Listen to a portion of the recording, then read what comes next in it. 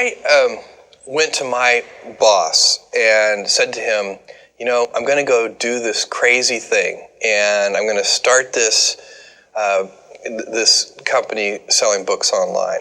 And this is something that I had already been talking to him about in a sort of more general context. But then he said, let's go on a walk. And we went on a 2-hour walk in Central Park in New York City. And the conclusion of that was this, he said, you know, this actually sounds like a really good idea to me. But it sounds like it would be a better idea for somebody who didn't already have a good job. And he convinced me to think about it for 48 hours before making a final decision. And so I went away and was trying to find the right framework in which to make that kind of big decision. And, you know, I'd already talked to my wife about this, and she was very supportive and said, look, you know, you can count me in 100%.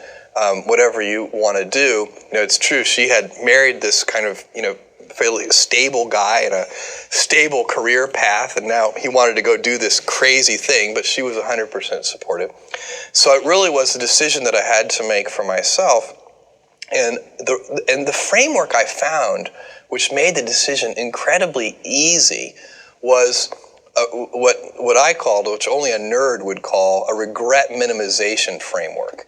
So I wanted to project myself forward to age 80 and say, okay, now I'm looking back on my life. I want to have minimized the number of regrets I have. And you know, I knew that when I was 80, I was not going to regret having tried this. I was not going to regret having wanted, you know, trying to participate in this thing called the internet that I thought was going to be a really big deal. I knew that if I failed, I wouldn't regret that. But I knew the one thing I might regret is not ever having tried. And I knew that that would haunt me every day.